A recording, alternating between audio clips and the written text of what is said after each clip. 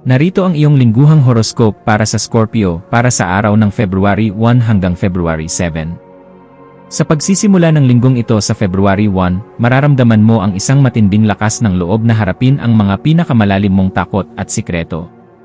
Ang iyong intuition ay magiging nasa rurok nito na makakatulong sa iyo upang makita ang mga bagay na itinatago ng ibang tao sa iyong paligid. Mula February 1 hanggang February 7, ikaw ay dadaan sa isang proseso ng pagbabago na mag-aalis sa mga luma at hindi na kailangang bahagi ng iyong buhay. Mahalaga na manatili kang tapat sa iyong sariling katotohanan kahit gaano pa ito kahirap tanggapin ng iba sa buong linggo. Ang iyong determinasyon ay magsisilbing apoy na magpapakilos sa iyo upang abutin ang iyong mga mithiin ng may sapat na pasyon. Huwag matakot na pumasok sa mga sitwasyong nangangailangan ng matinding pagsusuri dahil ito ang iyong natural na galing sa araw-araw. Ang iyong bawat hakbang ay dapat na may layuning maging mas malakas at mas matatag ang iyong pagkatao sa gitna ng mga hamon. Sa aspeto ng iyong karera, ang February 1 hanggang February 7 ay panahon ng matinding focus at paggawa ng mga desisyong makakapagpabago sa iyong landas. Ang iyong mga boss ay bibigyang pansin ang iyong kakayahan sa paghawak ng mga krisis at ang iyong katapatan sa pagtapos ng mga mabibigat na gawain. Maaaring may dumating na mga sikretong impormasyon o mga proyektong nangangailangan ng matinding confidentiality sa buong linggo. Huwag matakot na manindigan sa kung ano ang tama kahit ikaw ay nakakaranas ng pressure mula sa iyong mga kasamahan sa opisina. Ang iyong pagiging mapagmatsyag ay magsisilbing proteksyon mo laban sa mga taong may hindi magandang hangarin sa iyong trabaho. Manatiling nakatuon sa iyong mga mithiin at huwag hayaang ang emosyon ay maging hadlang sa iyong propesyonal na paglago sa araw-araw. Ang tagumpay sa trabaho ay makakamit kung gagamitin mo ang iyong talino sa paraang tapat at puno ng dedikasyon sa bawat detalye. Pagdating sa iyong pananalapi, ang linggong ito ay nagdadala ng mga usapin tungkol sa mga shared resources, utang, o mga mana mula February 1. Maaari kang makatanggap ng balita tungkol sa isang matagal nang inaasahang pera o isang investment na nagsisimula ng mamunga sa buong linggo. Mahalagang maging maingat sa pakikipagkasundo sa ibang tao tungkol sa pera at siguraduhin na ang lahat ng detalye ay malinaw hanggang February 7. Ang matalinong pag-invest sa mga bagay na may pangmatagalang halaga ay magbibigay sa iyo ng seguridad na iyong hinahanap sa buhay. Ang February 7 ay mainam na araw upang maglinis ng iyong mga obligasyong pinansyal at gumawa ng plano para sa iyong yaman. Ang iyong swerte sa pera ay nakasalalay sa iyong kakayahang maging masinop at sa iyong husay sa pagpapanatili ng mga lihim na paraan ng pagkita. Ang tunay na yaman ay nagmumula sa iyong katatagan sa paghawak ng yaman habang sinisiguro mo ang iyong kapangyarihan sa buhay. Sa larangan ng pag-ibig, ang linggong ito ay magiging puno ng pasyon, tindi, at malalim na emosyonal na koneksyon sa iyong mahal mula February 1. Para sa mga nasa isang relasyon, ang February 1 hanggang February 7 ay panahon ng muling pagtuklas sa inyong tiwala sa pamamagitan ng pagbabahagi ng inyong mga lihim. Ang iyong pagiging tapat at ang iyong matinding debosyon ay lalong magpapatibay sa inyong ugnayan sa buong linggong ito. Kung ikaw ay single, maaari kang makatagpo ng isang tao na may misteryosong dating at handang sumisid sa lalim ng iyong emosyon. Ang pagiging bukas sa pagbabago ng iyong puso ay magdadala sa iyo ng isang koneksyon na puno ng katapatan at matinding pagmamahal. Huwag hayaang ang iyong pagiging seloso o mapaghinala ay maging hadlang sa pagbuo ng isang malusob na relasyon sa taong iyong hinahangaan. Ang pag-ibig ay mas lalong lalalim kung mayroon kayong tiwala at katapatan sa bawat isa sa lahat ng pagkakataon sa buhay.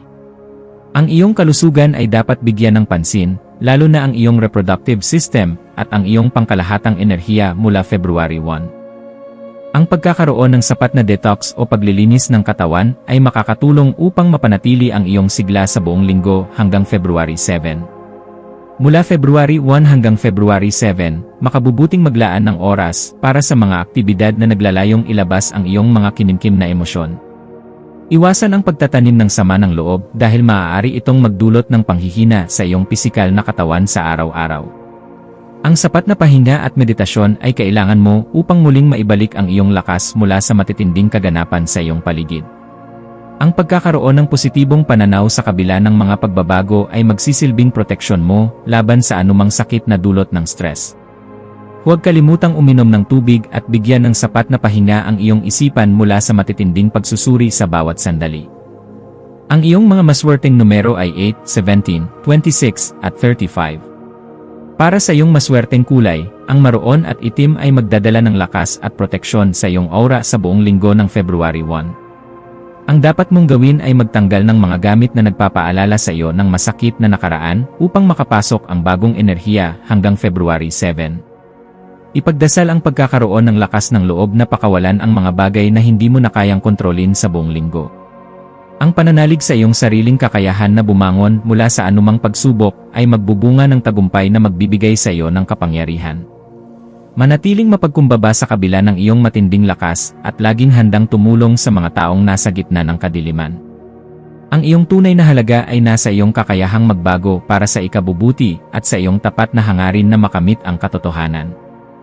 Dapat mong ipagdasal ang kapayapaan ng iyong isipan at ang proteksyon ng iyong mga mahal sa buhay mula February 1 hanggang February 7. Humingi ng gabay upang ang iyong mga salita ay laging maging instrumento ng paghilom at hindi ng pagkakasakit sa damdamin ng iba sa buong linggo. Ang panalangin para sa katatagan ng iyong kalooban sa gitna ng mga pagbabago ay makakatulong sa iyong espiritual na paglago hanggang February 7. Ipanalangin din ang linaw ng iyong intuisyon upang lagi kang nasa tamang landas na malayo sa panganib.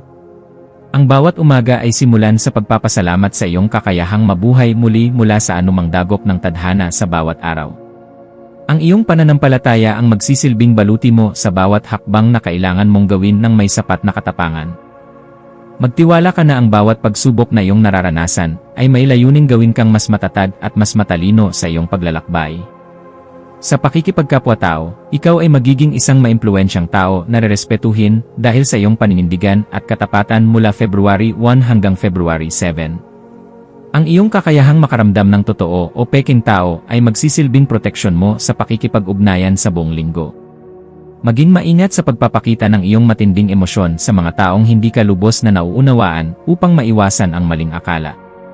Ang iyong pakikisalamuha sa mga taong may malalim na karanasan sa buhay ay magbibigay sa iyo ng pagkakataon na mapalawak ang iyong pananaw.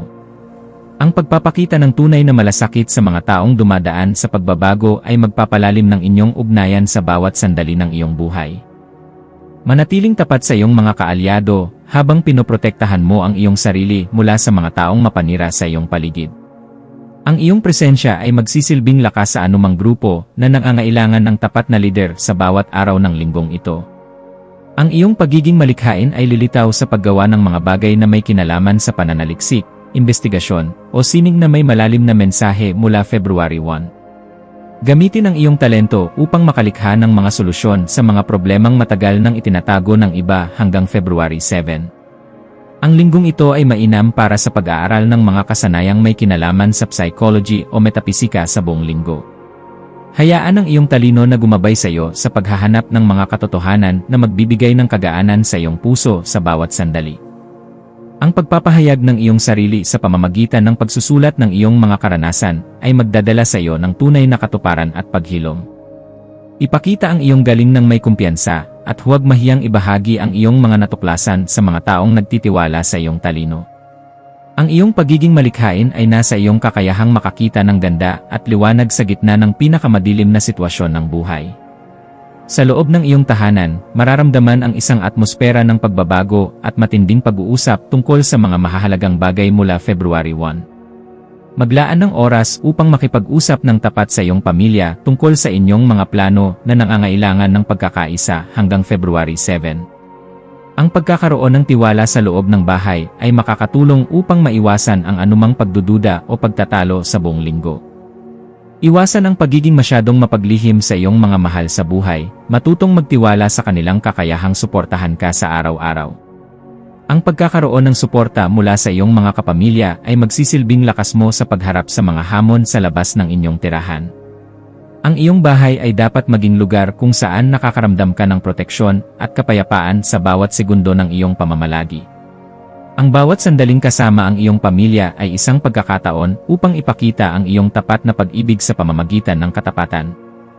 Sa emosyonal na antas, makakaranas ka ng matinding kagaanan kapag natapos mo ang proseso ng pagpapakawala sa iyong mga pasanin mula February 1. Mahalagang tanggapin ang iyong mga emosyon at huwag itong itago dahil ang pagpigil ay magdudulot lamang ng bigat sa buong linggo hanggang February 7. Ang iyong damdamin ay magiging matindi, kaya gamitin ito upang magbigay ng lakas sa iyong sarili at sa mga taong nangangailangan ng karamay. Ang February 7 ay panahon ng pagpapasalamat sa lahat ng mga pagbabagong nagdala sa iyo sa mas mataas na antas ng kamalayan. Ang pagtanggap sa iyong sariling mga kahinaan ng may katarungan ay magbibigay sa iyo ng pagkakataong maging mas matatag na individual. Manatiling matatag sa iyong paniniwala na ang bawat pagtatapos ay isang simula ng isang mas magandang kabanata ng iyong buhay. Ang kapayapaan ng puso ay makakamit kung matututo kang magpatawad sa iyong sarili at sa mga taong nagkasala sa iyo.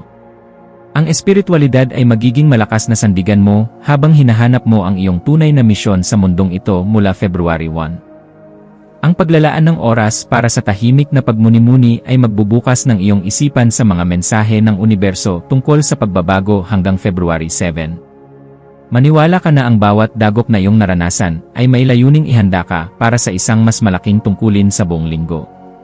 Ang iyong pananalig ay magsisilbing angkla mo sa mga sandali ng matinding pagbabago o pag-aalinlangan sa iyong landas sa araw-araw. Ipagpatuloy ang pagiging mapagbigay sa iyong espiritual na lakas sa pamamagitan ng pagtulong sa iba na makita ang kanilang sariling liwanag. Ang iyong koneksyon sa banal na gabay ay magpapatatag sa iyong kalooban sa bawat araw ng iyong buhay ng may sapat na pasasalamat. Ang tunay na espiritualidad ay makikita sa iyong katapatan sa iyong sariling kaluluwa at sa iyong pagpapakumbaba sa harap ng tadhana. Sa kabuuan, ang linggong ito ay isang mahalagang yugto para sa iyong paglago bilang isang matatag at tapat na Scorpio mula February 1 hanggang February 7. Ang bawat karanasan mo ay may aral na magagamit mo upang mapabuti ang iyong sarili at ang iyong pakikitungo sa iyong kapwa. Huwag mong kakalimutan na ang iyong tunay na kapangyarihan ay nagmumula sa iyong katapatan at sa iyong husay sa pagtanggap ng pagbabago. Ang iyong determinasyon na maging mas mabuti sa bawat araw ay magbubunga ng tagumpay na magbibigay sa iyo ng tunay na kagalakan. Manatiling nakatapak sa lupa habang inaabot mo ang pinakamataas na pangarap sa pamamagitan ng iyong pasyon at mabusising pag-isip. Ang linggong ito ay magtatapos ng may malaking pasasalamat dahil sa iyong mga nakamit na maliliit at malalaking tagumpay sa iyong buhay. Magalak ka dahil ang iyong buhay ay isang mahalagang bahagi ng universo na nagdadala ng katotohanan sa mundong ito. Maging handa sa mga bagong pagkakataon na magpapakita ng iyong lakas at ng iyong galing sa pagbabago sa pagtatapos ng linggong ito mula February 1. Ang bawat tao na makakasalamuha mo ay may dalang aral na dapat mong yakapin ng may bukas na isipan at pasasalamat hanggang February 7. Ang iyong paglalakbay ay puno ng mga himala na magpapakita ng iyong tunay na halaga bilang isang tagapagdala ng katotohanan sa mundo. Maniwala ka sa iyong sarili at sa iyong kakayahang lumikha ng isang buhay na puno ng kagalakan at katuparan sa lahat ng aspeto. Ang iyong lakas ay nasa iyong paninindigan, at ang iyong tagumpay ay nasa iyong pagtitiwala sa daloy ng tadhana sa bawat araw. Magtiwala sa banal na plano at hayaan itong dalhin ka sa tamang direksyon na nakalaan para sa iyong ikabubuti at para sa iyong kapayapaan.